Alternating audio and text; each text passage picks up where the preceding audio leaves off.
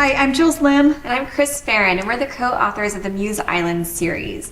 And we're here today with our monthly cocktail party, and we're so glad you guys have joined us. And so we're going to talk to you a little bit about Mark of the Gods and the Blue Genie cocktail.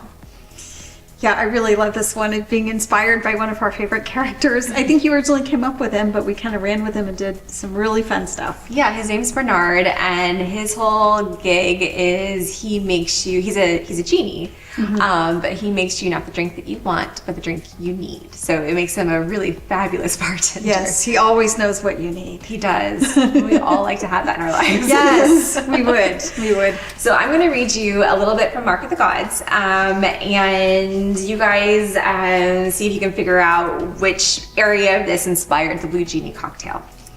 Okay, so this is Mark of the Gods. I needed something stronger than wine to wash this day away. No sooner than I'd had the thought, Bernard had placed a shot of whiskey in front of me. I stared at it, and then him. In the blinking lights, the glow of ink danced across his tattoos. He grinned. Told you I knew what you needed. Jameson Reserve. He tilted his head toward Finian's exit. If he's buying, you might as well get the good stuff. I chuckled, and the smile stuck to my face. I liked this guy. Thanks. I took one gulp, savored the taste, and the burn that slid down my chest, then finished off my drink with a second swig. I leaned my head back and breathed in the night air. I might need a little help, though, Bernard continued, with what you want to eat. Not getting a clear feel for where your hunger might be directed. I narrowed my eyes at him. Parlor trick. I'd run across so-called psychics like this before, those who had a knack for picking up body language, vocal tones, syntax, expressions. Similar to my field, except I went to school for my knowledge and used my skills for good, not harm. Though free food and drink wasn't all that harmful, I had to admit. Not that hungry at the moment. Stress had killed my appetite. He shrugged, turned around to polish some more bar glasses. I ran my finger around the edge of the glass, feeling utterly lost. If you really want to give me what I need, tell me who left that message on my floor. I muttered, mostly to myself. If I knew who it was, I could avoid whoever targeted me better. And figure out how Ari was linked to a past I couldn't remember on Muse Island. Bernard froze, and something like a growl came from him. His tattoos flared bright blue, burning brighter with every second. My grip on the whiskey tumbler tightened. Glow-in-the-dark tattoos could do that? After a long moment, he murmured, For that, and for the things you do not speak, follow Finn. Bernard had spoken so low and reluctant. It was like those moments when a criminal finally spilled a deep secret, when they couldn't help but finally spit out their confession. Yeah, I love the glowing blue tattoos. Yes. So at this point, our main character, Piper Prince, she doesn't realize that Bernard's a genie. So she has explained away his so-called tattoos as these iridescent tattoos that are real. They do glow in the dark, but Bernard's are of the genie variety. Yeah. And we could have just gone straight with making Jameson Reserve. Well, you don't make Jameson Reserve, you just pour it and drink it. But we decided to come up with something called the Blue Genie, which is based on a blue Hawaii, and we just kind of twisted it a little bit. Okay, so show me how to do this. All right, okay, so today we're gonna need a blender though. So we get our blender container. We're just gonna put all our ingredients in there. Okay, and then blend them together. Yeah, so just put it up there, and we will start with some rum, because lots of good drinks start with rum. So we're just gonna good night start with rum. Yeah. So an ounce of that, so just like a jigger of rum. Okay, there we go.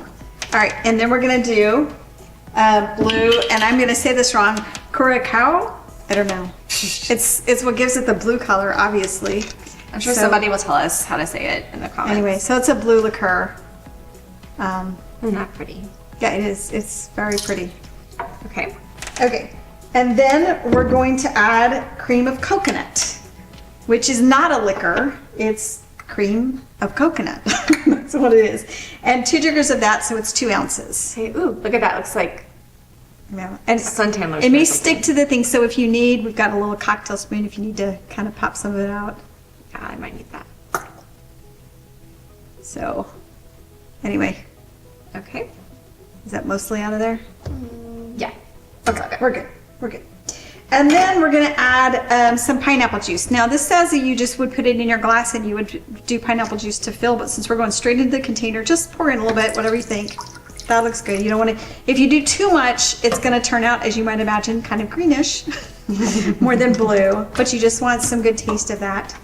And then we're going to add a scoop of ice cream. Okay. So let's see. Let's see that we have it.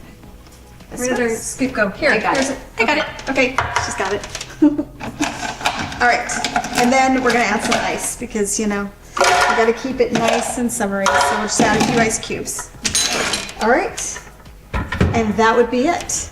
And this, instead of having the sound of the blender and everything, you would blend that up and you would make sure it's all smooth, and then what you would end up with is this right Magic. here. It's like a genie made it up all of a sudden. I know. You don't even need a blender. Ta-da.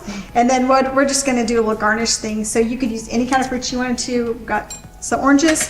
You just put a cocktail stick. You could just top it off there. I'm gonna use this. Or you could do something like that. There we go. Yours is really pretty. I know. Let's eat it. Anyway, well, let's see what it actually tastes like so we can see what we think. Okay. Oh, now this could be drinking by the pool very easily. This is a pool or on the drink. beach. No, it's a beach drink. Pink sanded beach drink, like in Muse Island.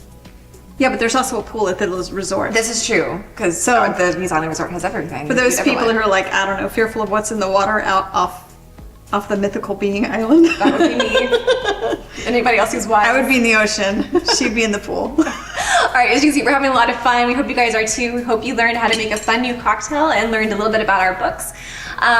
So we welcome you guys to join us through our newsletter, which you can get at the MuseIslandSeries.com website, or join us here on Facebook, or definitely check out the books. They're a great fun read with a little bit of suspense, some mystery, and some mythical beings. So thanks. Bye.